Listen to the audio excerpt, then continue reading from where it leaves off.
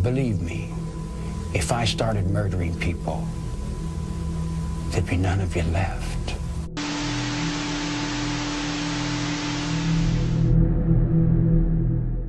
Death is the greatest form of love, said Charles Manson. Charles Miles Maddox was born on November 12, 1934, in Cincinnati, Ohio, to Kathleen Maddox, a 16-year-old girl who was both an alcoholic and a prostitute.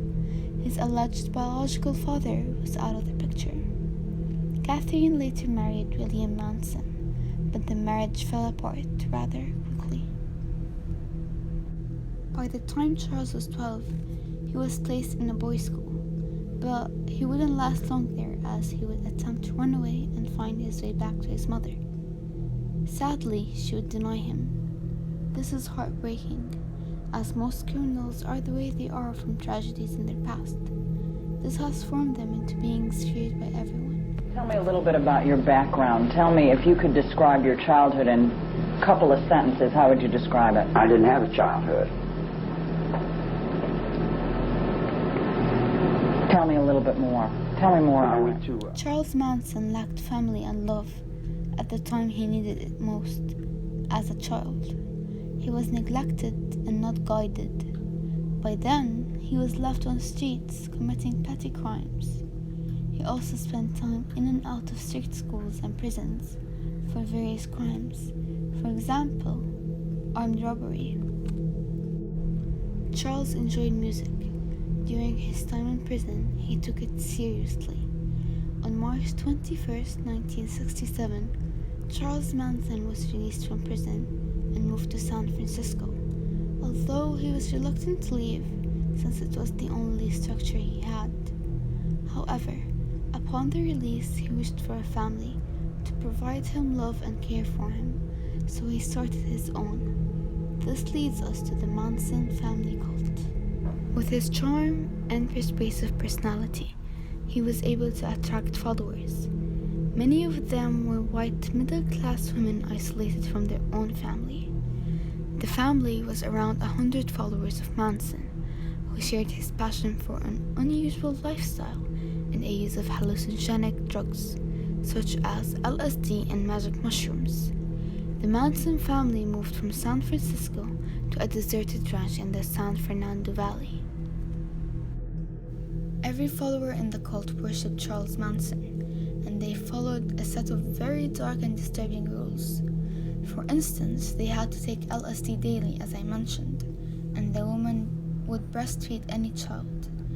They also weren't allowed to have doctors, so the women would go through pregnancies alone. This is very interesting since everyone was on LSD daily. However, when it was time to give birth, Charles Manson would be the one who cuts the umbilical cord. He often did so with his teeth. The followers weren't allowed to read books, watch TV, and basically do anything that would give them the ability to indicate time. Adding to the rules, women weren't allowed to gain weight. As you can see from the pictures, most women looked skinny and dull. That's who you are.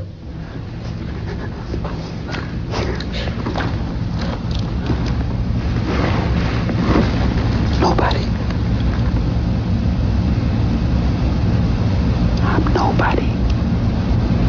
I'm a tramp, a bum, a hobo. I'm a boxcar and a jug of wine. There are endless disturbing rules you could search. However, what Charles Manson wanted was a loving family, but it ended up him craving and enjoying power.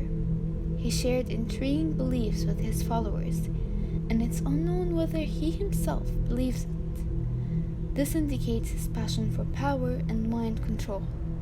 Charles Manson could have not believed whatever he was saying, but his family, under the LSD influence, made him live a little wish of wanting a family to thinking he was God. Since the followers didn't have any ties with the outside world and an indication of time, they had no proof of whatever he was saying. They had no option other than believing him, keeping in mind the isolation of their own families.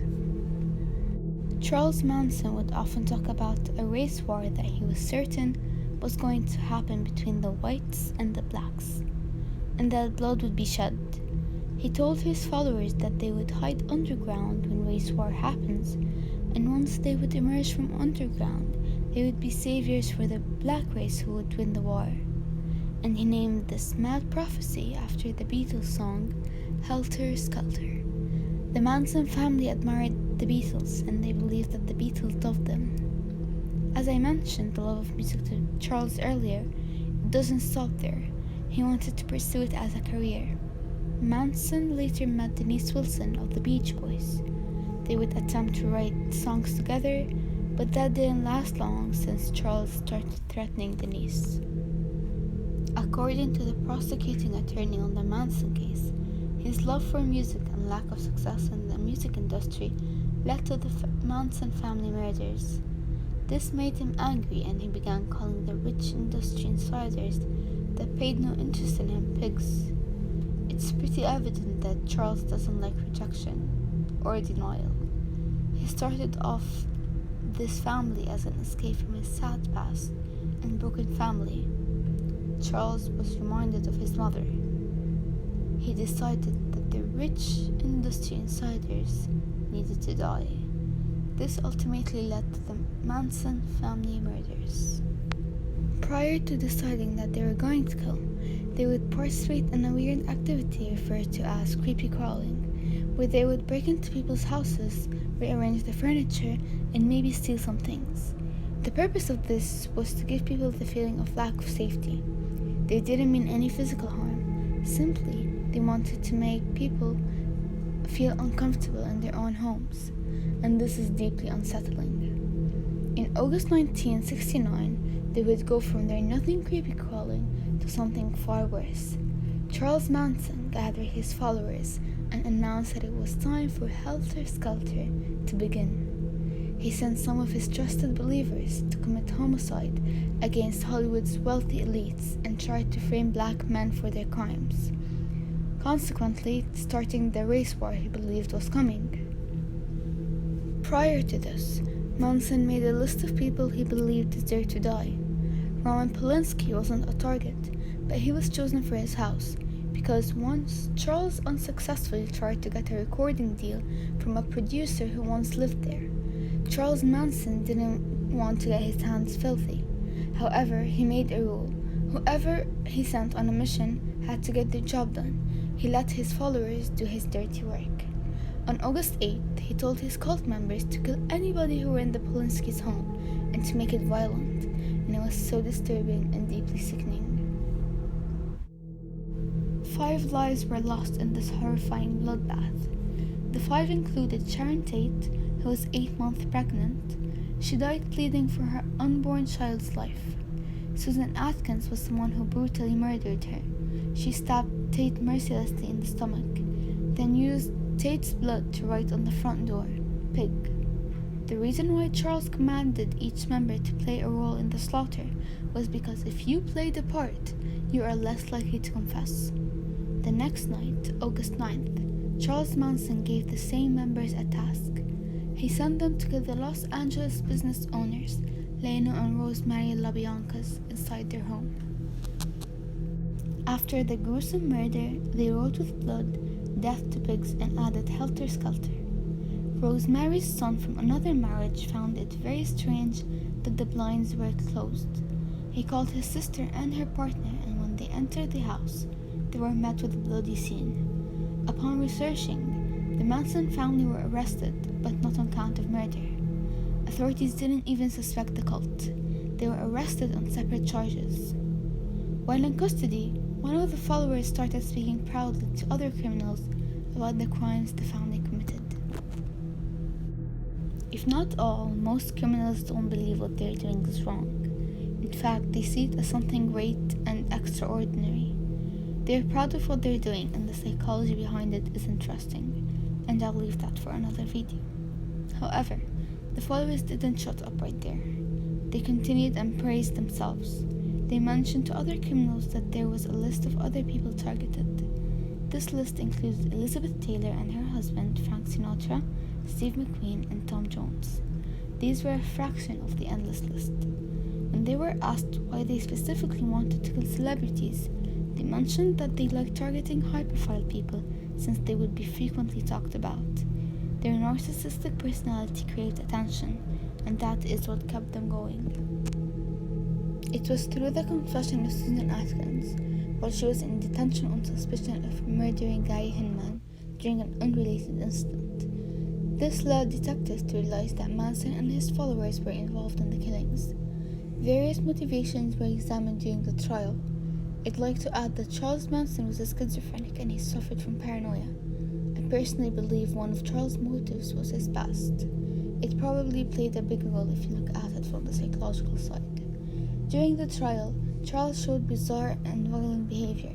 He also released an album at that time called The Lie, in order to raise money for his defense. Do you feel like music about referendums? Get friends,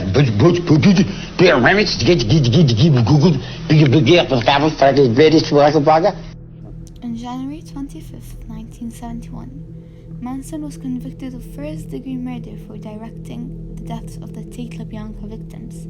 Charles Manson was charged with murder, as he influenced his followers. He was sentenced to death, but this was automatically changed to life in prison after California's Supreme Court invalidated all death sentences prior to 1972. He was sentenced to life in prison and spent the next 4 decades behind bars until his death in 2017. It was said that he passed away from natural causes. In March of 2018, Manson's body was awarded to his grandson, Jason Freeman. He decided to cremate his grandfather's body and scatter his remains in an undisclosed area. This isn't the end. Was it true that the cult only killed twice? It's believed that they partook in more slaughters. It was said they committed around 30 murders, perhaps even more, but unfortunately they were never deeply looked into due to lack of evidence. However, it didn't really matter as they were already sentenced to life in prison.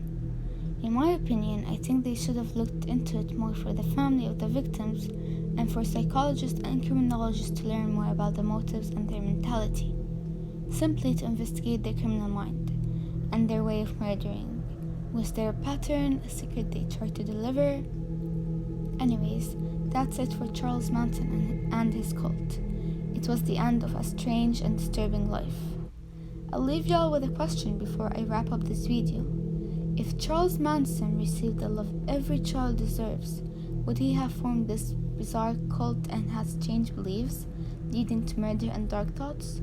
Was it his broken past that formed him into a ruthless murderer, or was he born that way? Thank you for your time, and I'll see y'all soon.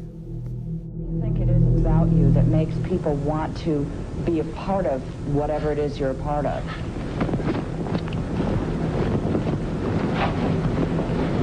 I'm brand new.